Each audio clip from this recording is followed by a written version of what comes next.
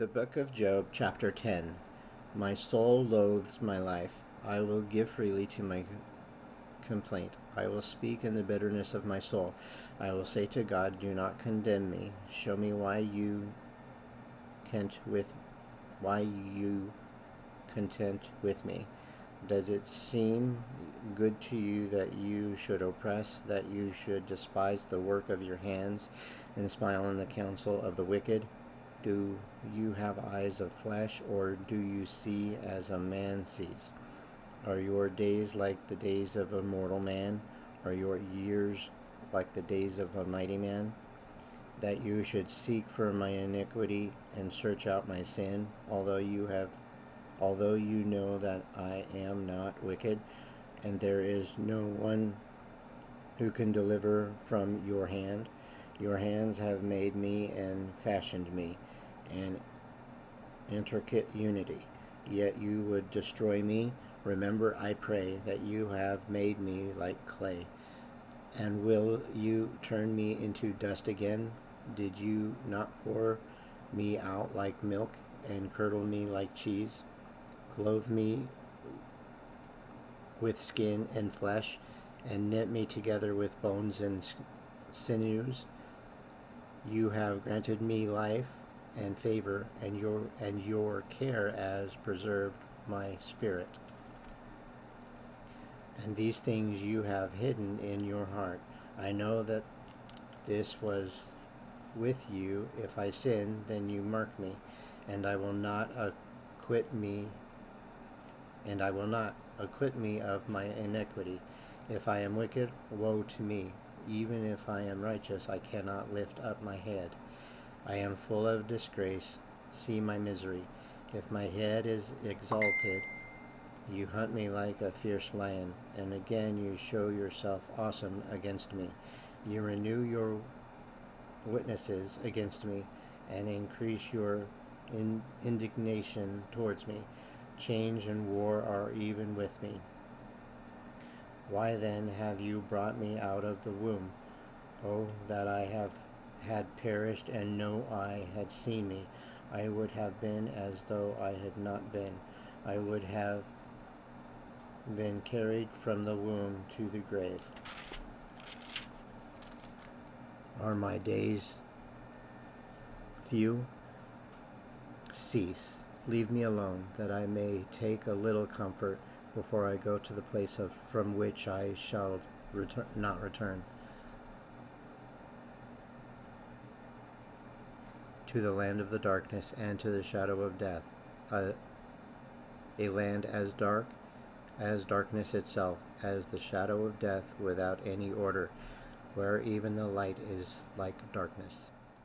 The Book of Job, Chapter 11. Then Zophar the Naamathite answered and said, should not the multitude of words be answered, and should a man full of talk be vindicated? Should your empty talk make men hold their peace? And when you mock, should no one rebuke you? For you have said, my doctrine is pure, and I am clean in your eyes. Both, oh, that God would speak and open his lips against you, that he would show you the secrets of wisdom. For they would double your prudence. Know therefore that God exacts from you less than your iniquity deserves. Can you search out the deepest things of God? Can you find out the limits of the Almighty?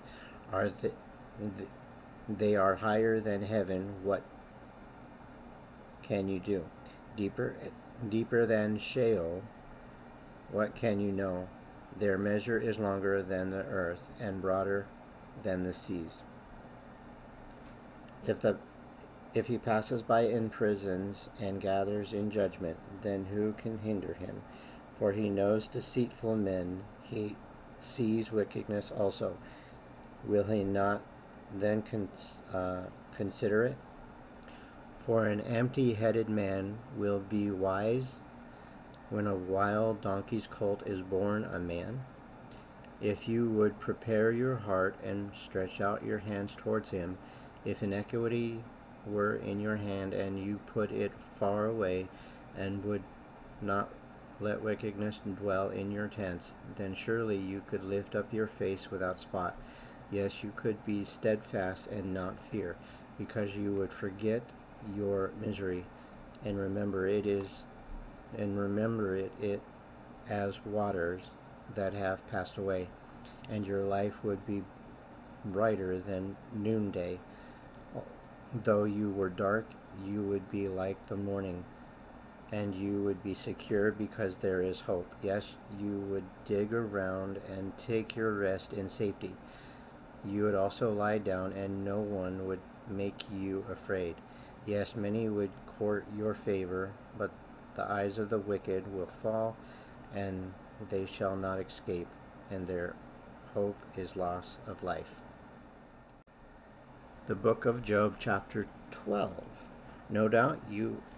Then Job answered and said, No doubt you are the people, and wisdom will die with you. But I have understanding as well as you. I am not inferior to you. Indeed, who does not know such things as these? I am one mocked by his friends, who called on God, and he answered him. The just and blameless who is ridiculed, a lamp is despised in the thought of one who is at ease. It is made ready for those whose feet slip. The tents of robbers prosper, and those who provoke God are secure in what God provides by hand.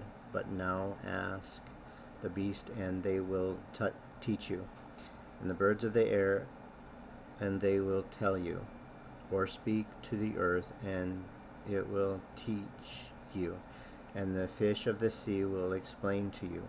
Who among all these does not know that the hand of the Lord has done this, in whose hand is the life of every living thing, and the breath of all mankind?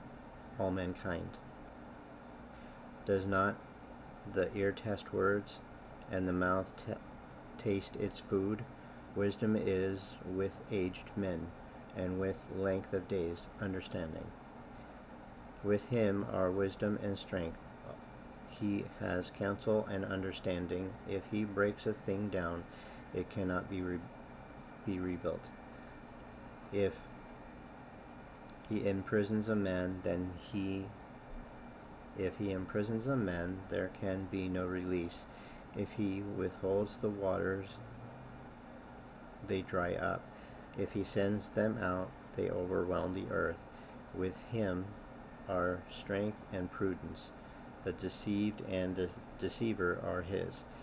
He leads counselors away plundered, and makes fools of the judges. He loosens the bonds of kings, and binds their waist with a belt. He leads a princess away plundered, and overthrows the mighty. He deprives the trusted one of speech, and takes away the discernment of the elders. He pours the contempt on princess, and disarms the mighty. He uncovers deep things out of darkness, and brings the shadow of death to light. He makes nations great and destroys them. He enlarges nations and guides them. He takes away the understanding of the chiefs of the people of the earth, and make them wander in a pathless wilderness. They grope in the darkness without light, and he makes them stagger like a drunken man. The book of Job, chapter 13. Behold, my eyes has seen all this. My ear has heard and understood it. What you know, I also know. I am not inferior to you, but I would speak to the Almighty, and I desire to reason with God. But you forgers of lies, you are all worthless physicians. Oh, that you would be silent, and it would be your wisdom. Now hear my reasoning, and heed the pleadings of my lips. Will you speak wickedly for God, and talk deceitfully for him? Will you show partiality for him? will you contend for God? Will it be well when searches you out? Will it be well when he searches you out? Or can you mock him as one mocks a man? He will surely rebuke you if you secretly show partiality. Will not his excellence make you afraid, and the dread of him fall upon you? Your platitudes are proverbs of ashes, your defenses are defenses of clay. Hold your peace with me, and let me speak. Then let come on me what may. Why do I take my flesh in my teeth, and put my life in my hands? Though he slay me, yet will I trust him. Even so I will defend my own ways before him. He also shall be my salvation, for a hypocrite could not come before him. Listen carefully to my speech, and to my declaration with your ears. See, I have prepared my case. I know that I shall be vindicated. Who is he who will contend with me? If now I hold my tongue, I perish. Oh, only two things do not do to me, then I will not hide myself from you. Withdraw your hand far from me, and let not the dread of you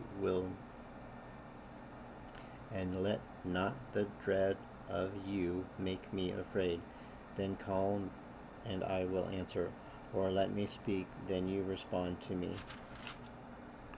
How many are my iniquities and sins?